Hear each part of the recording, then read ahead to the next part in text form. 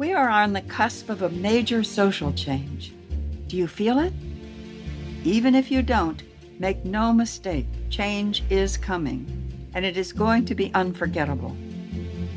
I'm your host, Dr. Sarah Hart, and here on Prime Spark, where we work with and on behalf of women over 55, I want to help you find that spark that will ignite your way forward, reflect your gifts to the world, and illuminate your path through this next stage of life. Through these podcast conversations, I hope to inspire you to see how you can make a significant contribution to some of the gnarly problems that are facing us right now. Join me, and together let's discover our Prime Spark. Hi, I'm Sarah Hart. Welcome to Prime Spark. I'm so happy you're here. Prime Spark is designed for women over 50 or close, with a goal to help us all live our happiest, most fulfilling and productive lives now and in the future. The mission of Prime Spark is to change the way our society sees and treats older women. That's a big mission, which only means we all need to be involved and we need to get going now. And today I have the great pleasure of talking with Liz Wolfe, a woman whose work I greatly admire. Liz Wolfe is a business coach, author, and speaker who coaches entrepreneurs to get unstuck so that they can launch and grow an abundant business. She got her entrepreneurial start growing up on a sheep farm in Western Pennsylvania with her mother and two sisters. Later, she moved to New York City, where she created a successful computer consulting business with her husband, John. Eventually, she transitioned out of the technology business to coach business owners to develop an abundance mindset. She recently launched a quiz on her website that helps you figure out whether you're wired for business success. Liz says that one of her greatest accomplishments is staying married to her husband for 25 years while running a business with him. Once aspiring to be a musician, she now runs multiple bluegrass jams in New York City. Welcome, Liz. I'm so happy you're here. Well, thank you so much, Sarah, for having me on. I'm so happy to be here. What a fun combination of people you are. I'm anxious to get into that. But before we do that, let's just start with, do you experience getting older? And if you do, what is that experience? And if you don't, why is it that you think that you don't?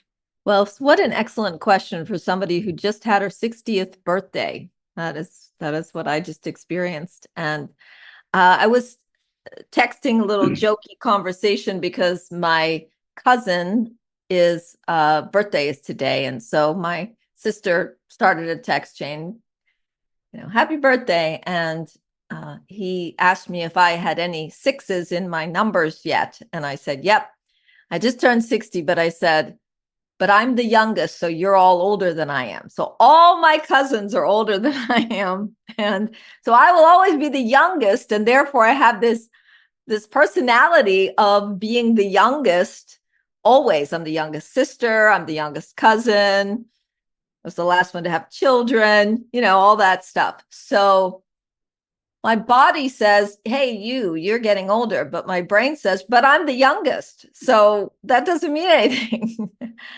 for sure. Yeah. I love it. I love it. I love it. And I hope those texts are happy texts rather than sad texts or those terrible jokes about older people.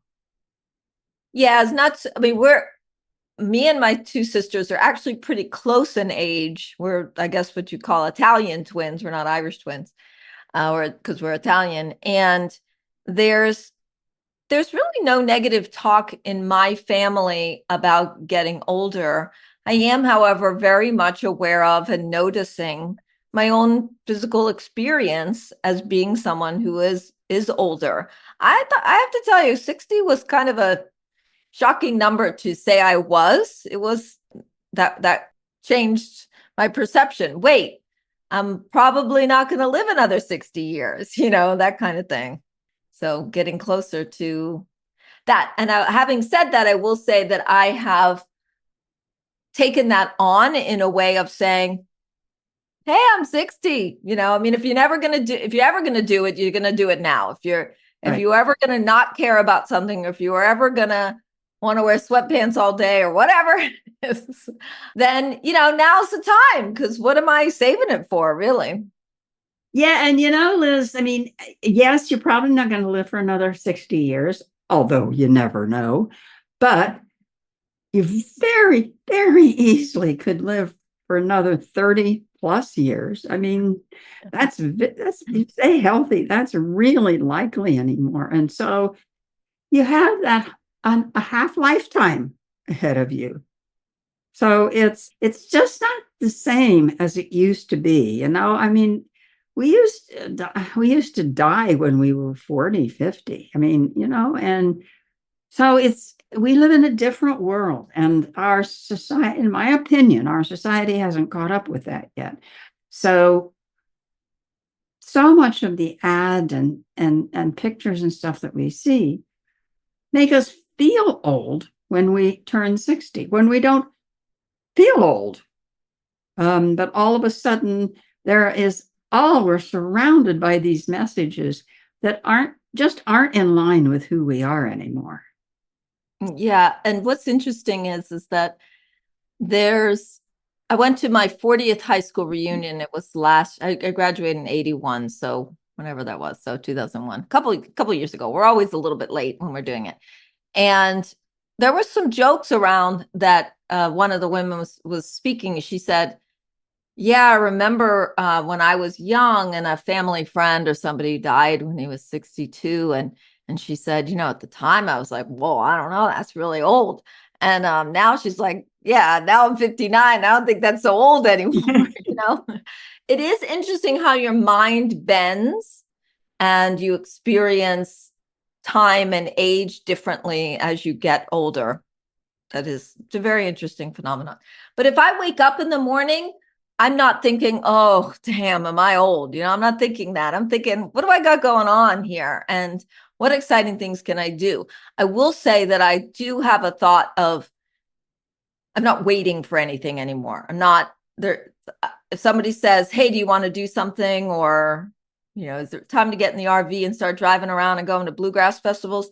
The answer is yes, because, this idea of waiting until you get, of course, this is one of the great advantages of being an entrepreneur, which is that I don't have I'll work until I'm 65 and then I could do whatever I want mentality. I already could do whatever I want, with the caveat that I do have expenses, of course. So, yeah. And, I think that I'll work until I'm 65 and then I'll retire.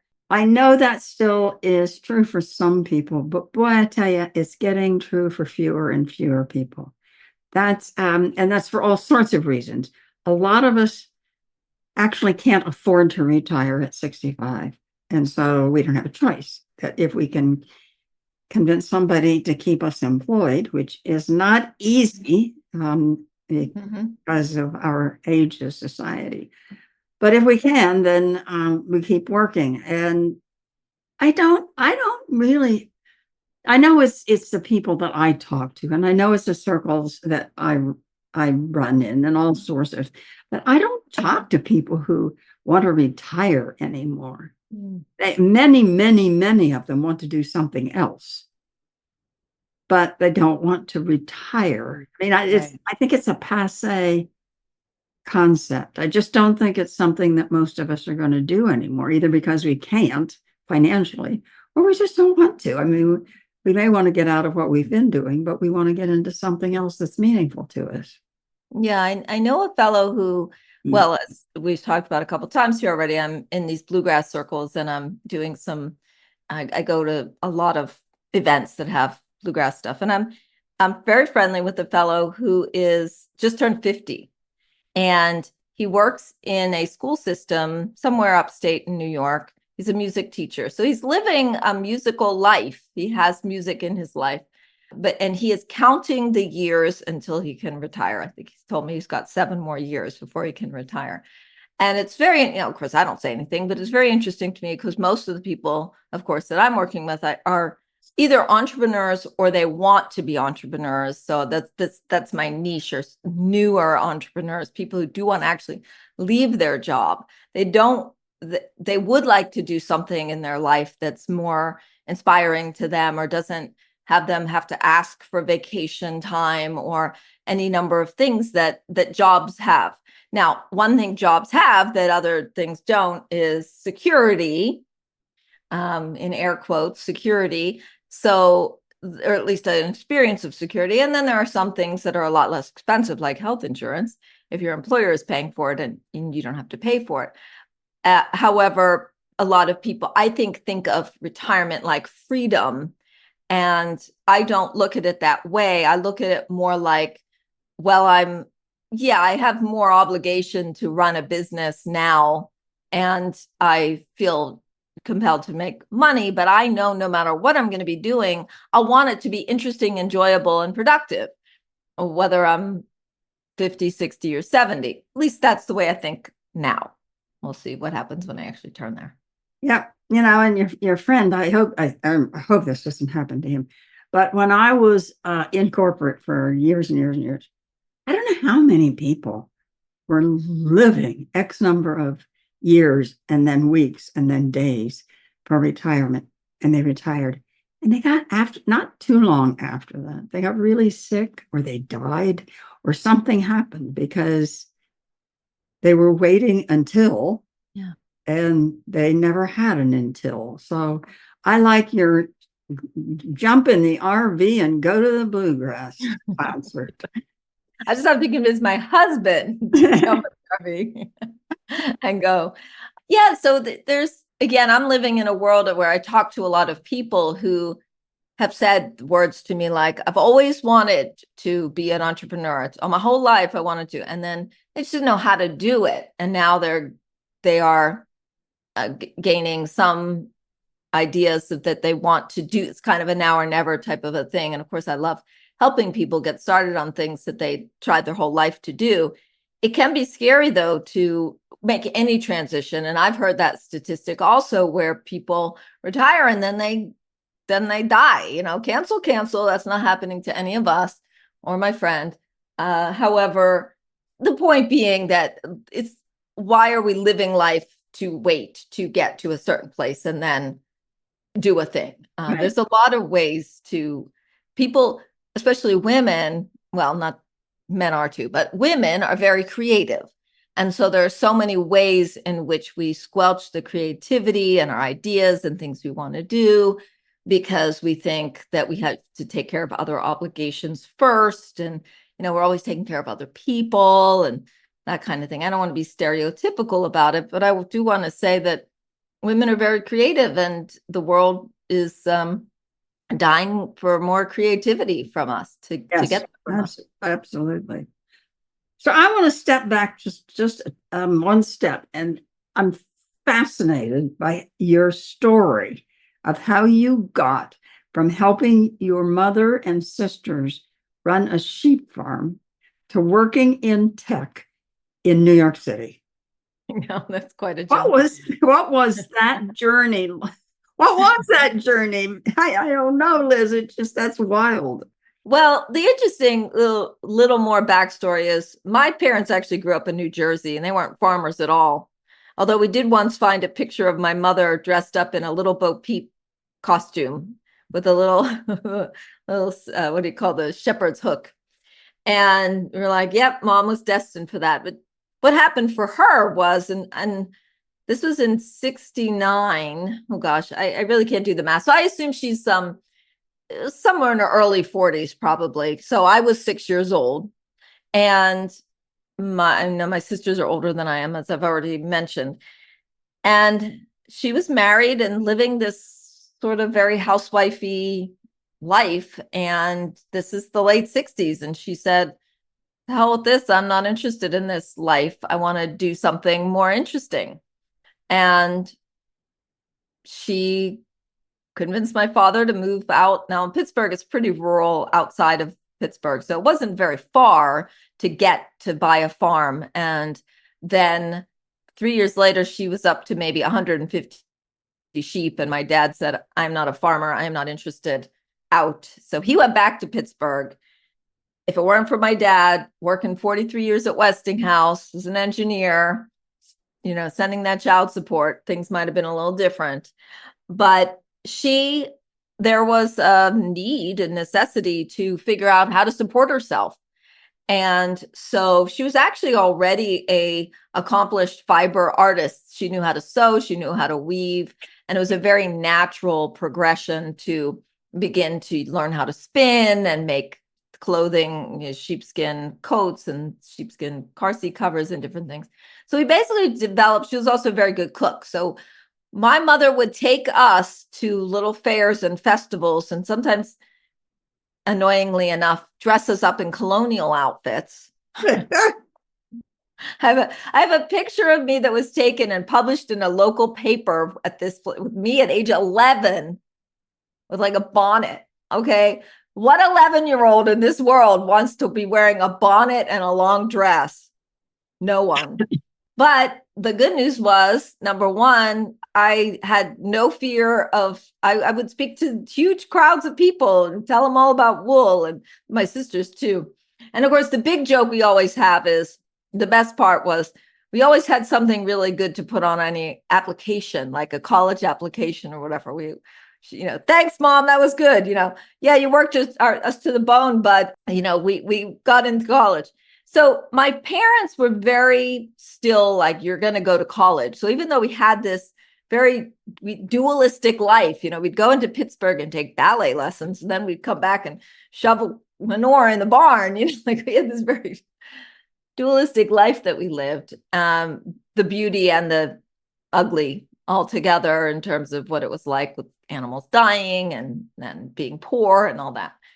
So the transition was, I went to a college in Connecticut. And after my college, since I was the youngest, my mother used to call me the baby. Since I was her onlyest baby, we were very close. And so I wanted to help her as much as I could. But I also was 23 and I didn't want to live on a farm necessarily. There wasn't a lot for me there. So what I ended up doing was opening a little shop in a place called South Norwalk in Connecticut to sell the items that we were making. And within 9 months, that store was closed because I had no idea how to run a business, and it really wasn't my thing anyway.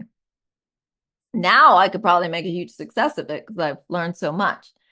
So I was at that space and time. Should I go back to Pittsburgh? What should I do? And I was, as I mentioned, very interested in music. And I just said, well, let me move to New York City. And I got a job working at the Manhattan School of Music, of all places, not because I was a musician, but because they needed someone in the admissions office, and met a lot of really great people, learned a lot of technical skills. And that was back when WordPerfect was just coming out. Remember WordPerfect? Oh, yeah. And I just really was interested in it. I was good at it. I was interested in it. I had an artsy background. So I did desktop publishing. And what I discovered was that I was not only good at doing it, but I was also good at explaining it to other people. And so that's how I started my company, where I was training people in how to use computers. And then I just said, well, that's going to get boring after a while. I mean, after 15 years of doing that. So I transitioned from coaching people in technology in their business to just coaching them in their business on how to run a successful business. And my niche has always been the people that are learning, that are starting.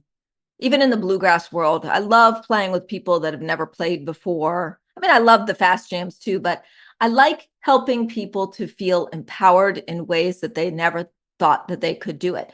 Because look at me. I mean, I didn't know I could do any of that stuff along the way. That's fascinating, Liz. So I want you to describe your vision roadmap. And my hunch after listening to you is that you lived it. Yes. Well, that is most certainly take the Manhattan School of Music, for example. I mean, what are the chances that all of the literal thousands of possible jobs that there would have been in New York City for me to get a job at the Manhattan School of Music, which I didn't even know existed before I started looking? And that's really about intentionality. That's about being, Wayne Dyer has this fabulous quote that he said, abundance is not something you acquire, it is something you tune into. And this is where, when you get very clear about your vision, when you get very clear about what it is that you want, and I don't mean fantasy, by the way. Fantasies are nice, but I'm talking about a vision. And the difference between a fantasy and a vision is, a vision means that you are ready, willing, and able to work towards accomplishing it. You may not know how. You may not know how long. You may not know anything about it. So I'll give you the difference between a vision and a fantasy for me. A fantasy is, I'm just going to get in my RV and just start driving around the United States. And I don't know, I'll figure out the money. I don't know. A vision is, how can I bring music into my life in a way that's enjoyable to me? Let me start locally. Let me see what music festivals are nearby. Let me see how I can support people here in New York City. Let me start to make connections with people outside of the city. Let me get in the car and drive up to Massachusetts and talk to people. So there's many ways in which, if I'm clear about my vision, then I can then begin to strategize now to create that. Fantasies usually feel unattainable, like, I'm going to make $1 million a year. And I'm like, okay, how much you making now? $30,000 a year. Okay. Yeah. Well, you don't have the foundation in place for that. So it's a combination of intentionality, clarity about your vision, which is what I do in my vision roadmap session with people, and then strategizing. Well, what's it going to take to get from here to there? Well, I'll say one more thing about that. Most of us are more working from a to-do list perspective.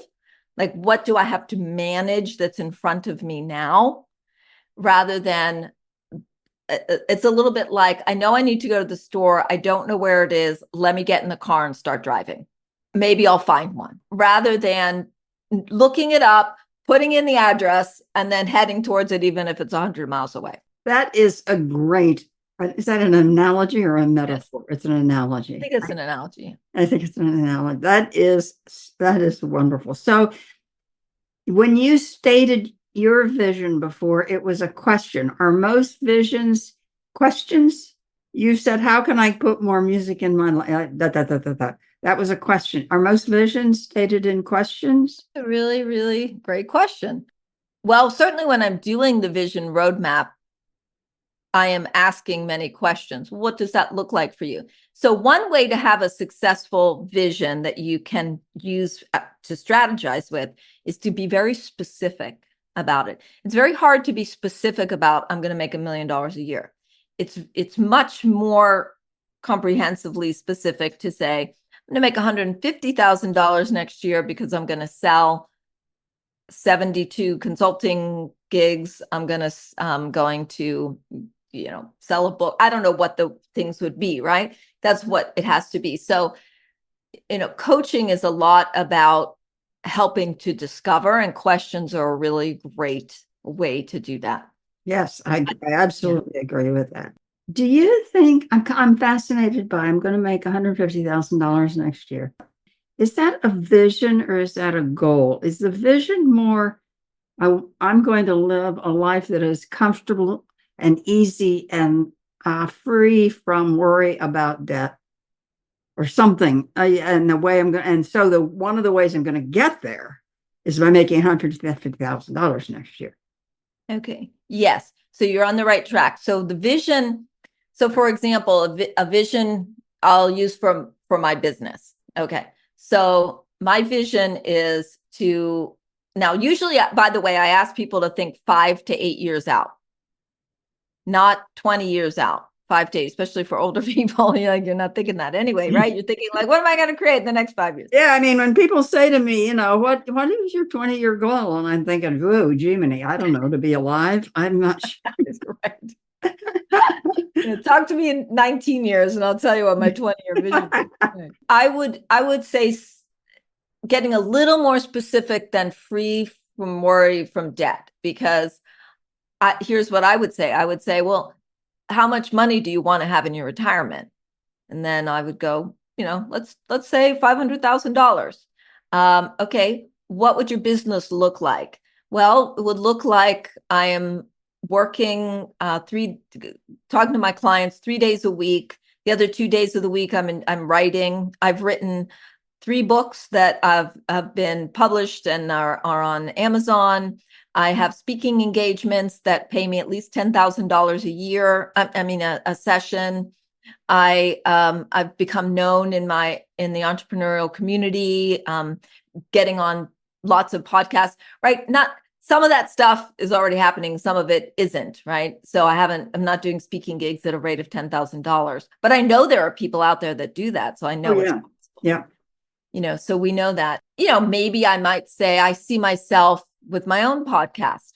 Will I do that or not? I don't know. So this is the tricky part where then you're going to get into it. So the goals are more around what the strategy is that would take me there. So let's just say, in fact, I have a client right now who said, I'm interested in a podcast. Great. I see you, you have a great speaking voice, and I could see you. Great ideas, lovely, lovely ideas. Okay, now what are the actual steps for you to do that? By when do you want to have your first podcast episode published by? And then now we get to the nitty gritty. Okay, well, I don't even know what software I would use. All right, well, I guess we got to go find out what software you would use, right? So there's things to figure out and work in between. Did that answer your question? Yeah, it does. Thank you. I think you said, or I read, that you have a quiz now to help people figure out if they can be successful in business. Oh, that was in your bio that I read. What do you think it takes for someone to be successful in business? That's an interesting. I mean, is it the same thing or is it lots of different things? Well, the quiz itself, which is actually short and very fun to take, I did my best to make it engaging and fun, is about helping you to figure out what your entrepreneurial style is. Now, this is a very common misconception that there is a certain type of person that's better off as an entrepreneur than others. And usually it is the vision of somebody who's super disciplined, works really, really hard, has a big following, they make a lot of connections, and they're very well known and established in their field. So they're an expert, right? So these are the ideas that we have about people that are very good at getting accomplished. They never have messy desks, or if they do, they have someone to help them clean it up. So that's only one style of entrepreneurial leadership. And that would be what I would call the controlling style, which is the person that really likes to have all his ducks in a row, his or her ducks in a row. However, women are often in other groupings. That's not only men in the controlling, but like there's the chief enthusiasm officer, and the chief enthusiasm officer are the ones who are constantly coming up with really great ideas. And that's the good news, because they're constantly engaged and interested. Bad news is they sometimes lose interest, but it's like a firecracker, and then it's like, oh, and they moved on to something. There's the chief empowerment officer, and the chief empowerment officer is the person that loves making connections, loves supporting other people, maybe people more, and I would say either in the healing arts or more in the empowerment. Those people, though, they can get lost in, I'm spending so much time taking care of you that I'm not taking care of myself. And then there's the chief expert officer, which is the person who is very knowledgeable and does all their research and really goes through and make sure that they're making their decisions wisely, but then sometimes they get stuck in that indecision because they figure more data, more data, more data. I have one woman that I'm my accountability partner, actually, and if she's listening to this, she'll know what I'm about to say, which is that she loves doing market research, and she has a lot of really excellent market research. And as her accountability partner, I'm like, okay, how about sales? Let's do sales. Let's just stop talking to people and go make some sales. And of course, she works very hard. There's different styles. And so everybody has their strengths. And no matter who you are in this quadrant, you might look over at the other side and say, oh, I wish I was more like that. The expert officers might wish they were freer to have more fun ideas, like the enthusiasm. And the enthusiasm people think, oh, I wish I was more organized. And the organized people are like, oh, I wish I had more connections and relationships with people. So everybody's always better off than you are, right? We all spend our whole lives. We know that. Right. It's a matter of having the strengths that you have, honing those strengths, and then recognizing the parts that aren't so strengths, we call them weaknesses, I guess, areas of development. I like to use that phrase, so that you can get better for you to accomplishing what you want. That's fun, Liz, because when you were saying all that, what I thought was, well, that sounds like a team. It sounds right. That's a great team. That as a somebody who wants to be successful in business, I mean, you know so much more about this than I do, but I would say there's no way I can build all those skills. I mean, I can maybe get better at some of them, but some of them are just, I can't do it all, which means it would be really good for me if I find I'm really missing something and don't have the desire or the capacity or whatever to learn it, then I need to find somebody to partner with or something who brings me that aspect. Yeah. Well, that I mentioned in my bio also that one of my proudest accomplishments is being married to my husband while being in business with him. And one of the reasons that works so well is that he is a chief excellence officer, whereas I am the chief enthusiasm officer. And so I'm the one that has the ideas to do things, and he's the one that's there to do the discipline behind getting that working. Yeah. Now, the downside to that is he sometimes has expectations of me or I have him that, like, we should take the week off and go play at a bluegrass festival. And he's like, I'll be working. So, we're still working through some of those things. But definitely, I will say that having that balance has worked very well in our business, for sure. Yeah, it must have, because that is no small feat to be able to stay married that long while you're doing business together also.